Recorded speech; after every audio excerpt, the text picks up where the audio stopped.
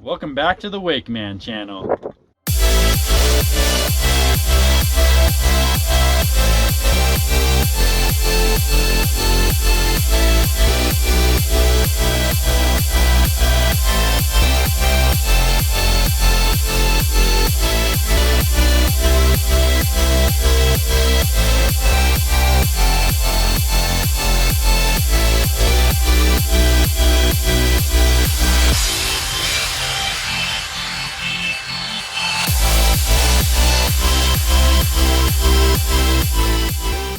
If you haven't entered the surfboard giveaway yet, make sure to get over that video and get yourself entered. I'll put a link right above me, I'll put a link in the description below, and I'll put a link at the end of this video.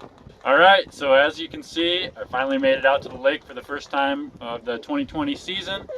I was able to get about a half an hour of wakeboarding in, and then the water got chopped up, which is alright because it's pretty dang cold out here. The wind is pretty strong right now. I surfed for a little while, but it was pretty damn cold, so I couldn't do it for too long. I only rode my buddy's Phase 5 board without straps because my boots don't work very good with straps. In fact, last year I had to repair my boots because my straps dug in and cut them right there. And on this one, you can see kind of that one right there, but on my other boot it actually cut all the way through, but I probably repair that one as well. So just surfing without straps right now, just trying to get back into the swing of things, kind of get my muscles back in shape.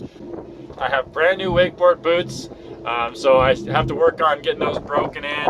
Alright, so as you can tell, it was pretty windy, and Wakely was running around and making noises, so it was making it pretty difficult to continue talking on the video, so I decided to finish the rest of it here at home. So what I was saying is I do have some clips I'm going to share with you, but first I want to provide some helpful tips for those people out there that are getting out on the water and either surfing, wakeboarding, or doing some sort of water sports activity early season or late season when the water temperatures are really cold and when your air temperatures may not be ideal. So my biggest tip there is do your best to stay dry and warm before you enter the water, and then also do your best to stay dry and warm after you exit the water in case you're going to do more sets later on. So that means after you get out of the water, you're going to want to get out of your wet clothes and then back into dry, warm clothes if you intend to do a set later. Otherwise, you're going to sit there in your cold, wet clothes and just get colder and colder.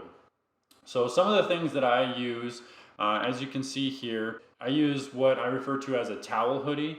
You can find these on Amazon and different places across the internet, where it is basically a big poncho-like hoodie made out of a towel-like material that you can wear over top of whatever you're wearing. A lot of times I'll wear it over top of my wetsuit, or I'll peel my wetsuit down halfway and I'll wear it until my next set. So this is a helpful tool on those days when you're trying to stay warm in between sets, but you don't want to take your wetsuit or your all your wet clothes fully off. But again, if you want to keep your warmest, you're going to want to take all your wet clothes off, put dry clothes on. So another tool I use is neoprene boots or wetsuit boots.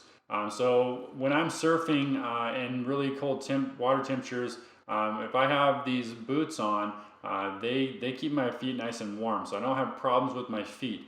One thing I would suggest is there's a lot of options out there that are more like a shoe, and my suggestion for surfing is that you get a flexible style like the ones you see I have here. Another thing is try to make sure that they fit you well. If they're too loose, it's going to make it hard for you to grip the board. If they're too tight, it's just going to be completely uncomfortable and hard to get in and out of.